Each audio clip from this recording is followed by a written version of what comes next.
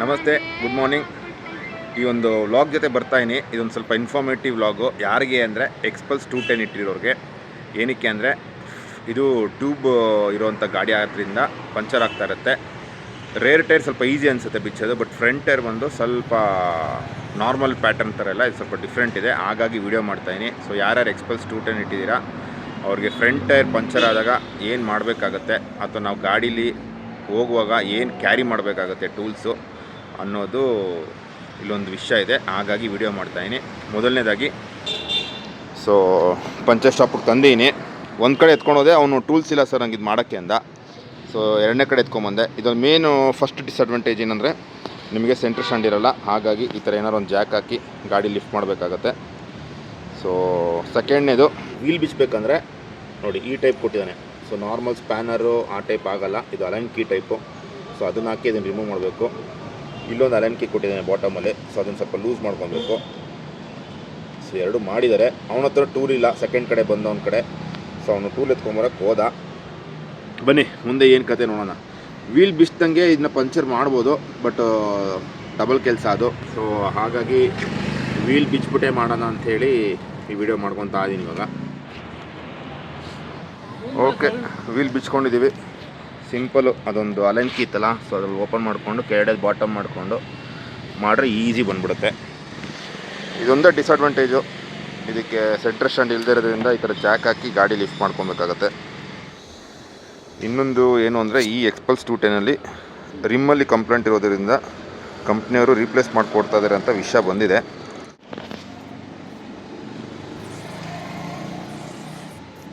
ಅದೇ ರಿಮ್ ಕಚ್ತಾ ಇದೆ. ಇದು ಎಷ್ಟು ಹಿಡಿದಿದೆಯಲ್ಲ ಅದೇನಾಗ್ತಿದೆ, ಕಚ್ತಾ ಇದೆ.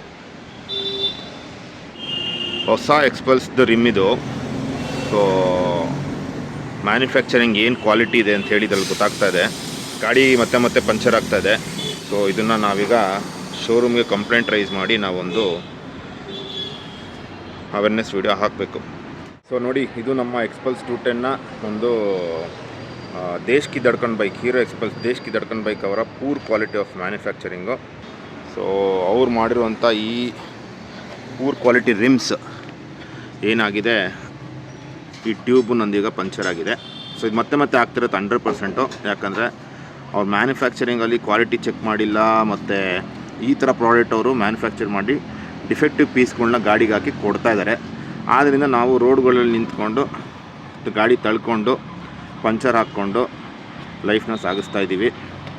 ಸೊ ಯೋಚನೆ ಮಾಡಿ, ಇದೆಲ್ಲ ಡಿಫೆಕ್ಟಿವ್ ಪೀಸಸ್ ಹಾಕ್ಕೊಡೋದ್ರಿಂದ ನಮ್ಮ ಕಾಮನ್ ಮ್ಯಾನ್ಗಳಿಗೆ ಈ ಬೈಕ್ಗಳು ತೊಗೊಂಡಾಗ ಪ್ರಾಬ್ಲಮ್ ಆಗ್ತಾಯಿದೆ. ಸೊ ಹೀರೋರು ಇದಕ್ಕೆಲ್ಲ ಒಂದು ಸೊಲ್ಯೂಷನ್ ತರಬೇಕು. ಅವರೇನು ಸೊಲ್ಯೂಷನ್ ತರ್ತಾ ಇಲ್ಲ. ಸುಮ್ಮನೆ ರಿಮ್ ರಿಪ್ಲೇಸ್ ಮಾಡಿಕೊಡ್ತೀವಿ ಅಂತ ಹೇಳಿದ್ದಾರೆ, ಬಟ್ ತುಂಬ ಜನಕ್ಕೆ ಮಾಡಿಕೊಟ್ಟಿಲ್ಲ. ಈ ಕಂಪ್ಲೇಂಟು ತುಂಬ ಗಾಡೀಲಿದೆ. ಸುಮ್ಮನೆ ಶೋರೂಮ್ ಹತ್ರ ಹೋಗಿ, ಸರ್ವಿಸ್ ಸೆಂಟ್ರ್ ಹತ್ರ ಹೋಗಿ ಪಾಪ ಗಾಡಿ ಓನರ್ಸು ನಿಂತ್ಕೊಂಡು ಕಾಯ್ಕೊಂಡು ಬೇಡ್ಕೊಂಡು ಏನೇ ಮಾಡಿದ್ರು ಅವ್ರಿಗೆ ಸೊಲ್ಯೂಷನ್ ಸಿಗ್ತಾಯಿಲ್ಲ. ಕರೆಕ್ಟಾಗಿ ರೆಸ್ಪಾನ್ಸ್ ಕೂಡ ಮಾಡ್ತಾಯಿಲ್ಲ.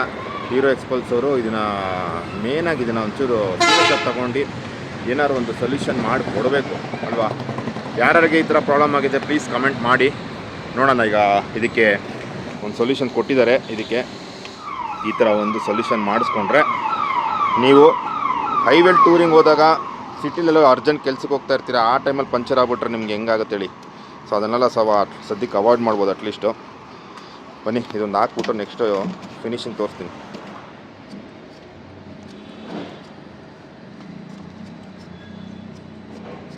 ಇದ್ರ ಮೇಲೆ ಒಂದು ಹಾಕಿದ್ದೀನಿ, ಅದ್ರ ಎಷ್ಟು ಹಿಡಿತದಲ್ಲ. ಹಾಂ, ಇದು ಕಂಪ್ನಿಯವ್ರು ಕೊಟ್ಟಿರೋದು, ಹೌದು ಮಾತ್ರ ಕೊಟ್ಟಿದ್ದಾರೆ. ಹೌದು, ನಾನು ಎಲ್ಲ ಅಗಲ ಹಾಕಿದ್ದೀನಿ. ಹೌದು, ಇವಾಗ ಸ್ವಲ್ಪ ಸೇಫ್ ಇರುತ್ತೆ. ಹೌದು, ಕಚ್ಚೋದು ಸ್ವಲ್ಪ ಸೇಫ್ ಇರುತ್ತೆ. ಮೇನು ಅದಕ್ಕೆ ಇಂಪ್ಯಾಕ್ಟ್ ಬೀಳೋದು ಈ ಕರ್ವ್ ಇದೆಯಲ್ಲ, ಇದ್ರ ಮೇಲೆ. ಸೊ ಟ್ಯೂಬ್ ಇದ್ರ ಮೇಲೆ ಕುತ್ಕೊಳ್ಳುತ್ತೆ.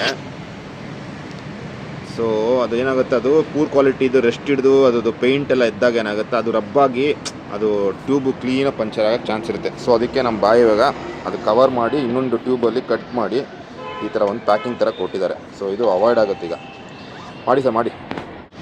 ಓಕೆ, ನಮ್ಮ ಅಣ್ಣ ಕ್ಲೀನಾಗಿ ಪಾಪ ಅದಕ್ಕೊಂದು ಬೀಡಿಂಗ್ ಥರ ಹಾಕಿ ಎಕ್ಸ್ಟ್ರಾಕ್ಟ್ ಮಾಡಿ ಕೊಟ್ಟರು.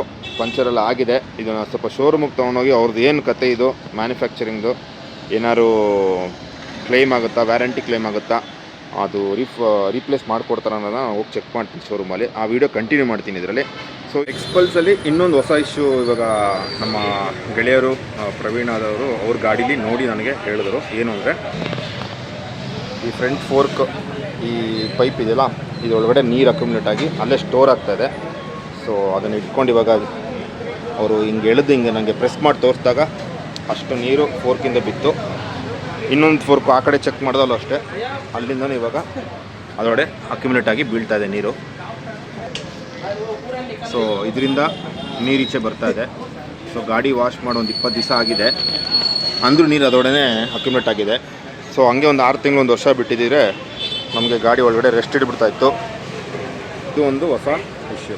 ಸೊ ನಾವು ಅದಕ್ಕೊಂದು ಸೊಲ್ಯೂಷನ್ ಮಾಡಿದ್ದೀವಿ. ಎಲ್ಲಿ ಅಂದರೆ ನಮ್ಮ XMZ ರೇಸಿಂಗ್ ಅಂತ ಶರತ್ ಅವ್ರದ್ದು. ಇದು ಬಂದು ನಮ್ಮ ಕೆನರಾ ಬ್ಯಾಂಕ್ ಕಾಲೋನಿ ನಾಗರಬಾವಿ ರೋಡಲ್ಲಿ ಬರುತ್ತೆ. ಸೊ ಏನು ಸೊಲ್ಯೂಷನ್ ಮಾಡಿದ್ವಿ ಅಂದರೆ, ಸೊ ಸ್ಟಾಕ್ ಈ ಕ್ಯಾಪ್ ಇದೆಯಲ್ಲ, ಇದ್ರ ಮೇಲ್ಗಡೆ ಸ್ಟಾಕಲ್ಲಿ ಯಾವುದೇ ಥರ ಇಲ್ಲಿಕ್ಕೊಂದು ಗ್ಯಾಸ್ಕೆಟ್ ಆಗಲಿ ಒಂದು ಕ್ಯಾಪು ಏನೂ ಬರೋದಿಲ್ಲ. ಸೊ ಇದನ್ನು ಇವರು ಬೇರೆ ಒಂದು ಮ್ಯಾನುಫ್ಯಾಕ್ಚರ್ ಬೈಕ್ದು, ಹಿಮಾಲಯನ್ ಬೈಕ್ದು ಈ ರಬ್ಬರ್ದೊಂದು ಕ್ಯಾಪ್ ಅಂತ ಬರುತ್ತೆ. ಸೊ ಅದ್ರದ್ದು ಇದಕ್ಕೆ ಸೇಮ್ ಮ್ಯಾಚ್ ಆಗುತ್ತೆ ಅಂತೇಳಿ ಇದನ್ನು ಹಾಕ್ಕೊಟ್ಟಿದ್ದಾರೆ. ಸೊ ಇದು ಹಾಕಿದ್ಮೇಲೆ ವಾಟರ್ ವಾಶ್ ಮಾಡಿದಾಗ ಇದ್ರ ಕಡೆಯಿಂದ ಎಂಟ್ರಿ ವಾಟ್ರ್ ಒಳಗಡೆ ಹೋಗೋದಿಲ್ಲ. ಸೊ ಅದು ಅವಾಯ್ಡ್ ಆಗುತ್ತೆ. ಇದು ಆ್ಯಕ್ಚುಲಿ ಹೀರೋದವರು ಡಿಸೈನ್ ಮಾಡುವಾಗಲೇ ಮ್ಯಾನುಫ್ಯಾಕ್ಚರ್ ಮುಂಚೆನೇ ಇದೆಲ್ಲ ಡಿಸೈನ್ ಮಾಡಿರಬೇಕು. ಸೊ ಇದು ಈ ಪ್ರಾಡಕ್ಟು ಆ ಡಿಸೈನಲ್ಲಿ ಇಲ್ಲವೇ ಇಲ್ಲ, ಹಾಗಾಗಿ ನೀರು ಇದರೊಳಗೆ ಎಂಟ್ರಿ ಆಗ್ತಿತ್ತು. ಸೊ ಯಾವತ್ತೂ ವಾಷಿಂಗಲ್ಲಿ ಹಿಂಗೆ ರಿವರ್ಸ್ ನೀರು ಹಿಂಗೆ ಎಂಟ್ರಿ ಆಗೋಲ್ಲ, ಮೇಡೆ ಎಂಟ್ರಿ ಆಗಿದ್ದು ಓಡೇ ಹೋಗುತ್ತೆ. ಸೊ ನೋಡೋಣ ಬನ್ನಿ, ಈಗ ಹಾಕಿದ್ಮೇಲೆ ಏನಾದ್ರು ನೀರೇನೋ ಬರುತ್ತಾ ಇದ್ರಲ್ಲಿ ನೋಡೋಣ, ಚೆಕ್ ಮಾಡೋಣ. ಯಾಕಂದರೆ ಇದು ವಾಶ್ ಆಗಿದೆ, ಈಗ ಸರ್ವಿಸ್ ಆದಮೇಲೆ ನೋಡೋಣ. ನೋಡಿ ಎಷ್ಟು ಹೇಳಿದ್ರು ಇದರಲ್ಲಿ ಒಂದು ತೊಟ್ಟಿ ಇವಾಗ ನೀರು ಬರ್ತಾಯಿಲ್ಲ. ಮುಂಚೆ ಹಿಂಗೆ ಅಂದ್ಬಿಟ್ರೆ ಸಾಕು, ಹಿಂಗೆ ಎಳೆದ್ರೆ ಸಾಕು ಫುಲ್ ಇದರೊಳಗೆ ನೀರು ಬಂದ್ಬಿಡ್ತಾಯಿತ್ತು. ಇವಾಗ ನೋಡಿ ಬರ್ತಾಯಿಲ್ಲ. ಸೊ ಇದಕ್ಕೆ ಸೊಲ್ಯೂಷನು. ಅದು ಎರಡು ಕಡೆಗೂ ಬರುತ್ತೆ, ಆ ಕಡೆ ಈ ಕಡೆ ಎರಡಕ್ಕೂ. ಈ ಕ್ಯಾಪ್ಗೆ ಮೇಡೆ ಒಂದು, ಟಾಪ್ ಒಂದು ಗ್ಯಾಸ್ಕೆಟು, ಇಲ್ಲ ಅದಕ್ಕೊಂದು ಬ್ರ್ಯಾಕೆಟು, ಅದಕ್ಕೇನಂತಾರೆ ಟಾಪ್ ಕ್ಯಾಪು ಗ್ಯಾಸ್ಕೆಟು ಏನೋ ಅಂತಾರೆ. ಸೊ ಅದನ್ನು ಹಾಕ್ಸ್ಕೊಂಡ್ರೆ ನೀರು ಒಡೆ ಎಂಟ್ರಿ ಆಗೋಲ್ಲ. ಸೊ ಇದು ನಾನು ಮಾಡಿಸ್ಕೊಂಡಿದ್ದು ನಮ್ಮ XMZ ರೇಸಿಂಗ್.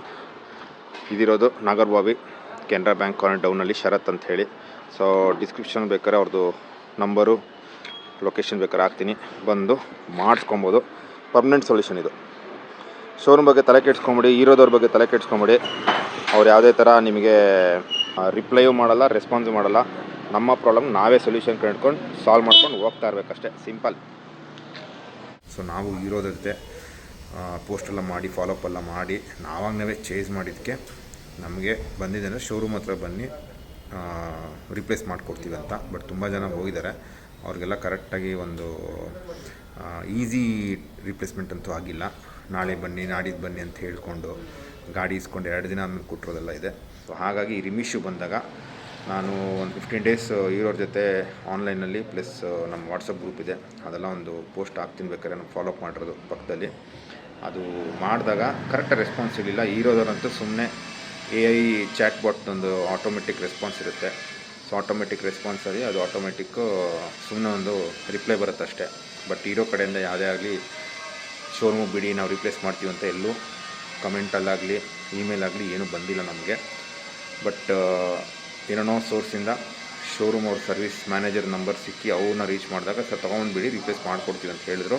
ಬಟ್ ನಾನೇ ಹೋಗೋಕ್ಕೆ ಹೋಗಲಿಲ್ಲ. ರೀಸನ್ ಏನಂದರೆ, ಸೊ ಇವಾಗ ಇದಕ್ಕೆ ಟ್ಯೂಬ್ಲೆಸ್ ರಿಮ್ಮೆ ಮಾಡಿಬಿಡೋಣ, ಕನ್ವರ್ಷನ್ ಮಾಡೋಣ ಅಂತೇಳಿ ಪ್ಲ್ಯಾನ್ ಮಾಡಿ ಡಿಸ್ಮೋಟೆಕ್ಕಿಂದ ಇದನ್ನು ಪ್ರೊಕ್ಯೂರ್ ಮಾಡಿಕೊಂಡು, ಸೊ ಇವತ್ತು ಅಲ್ಯೂಮಿನಿಯಂ ಸ್ಪೋಕ್ ವಿಲ್ಲು ಟ್ಯೂಬ್ಲೆಸ್ ರಿಮ್ನ ಇನ್ಸ್ಟಾಲ್ ಮಾಡೋಕ್ಕೆ ಇಲ್ಲಿ ಬಂದಿದ್ದೀನಿ. ಸೊ ಟೈರೆಲ್ಲ ತೊಗೊಂಡಿದ್ದೀನಿ, ಫ್ರಂಟ್ ಟೈರು ಬ್ಯಾಕ್ ಟೈರೆಲ್ಲ ಅದಕ್ಕೆ. ಸೊ ಇನ್ಸ್ಟಾಲ್ ಮಾಡುವಾಗ ನಿಮಗೆ ತೋರಿಸ್ತೀನಿ.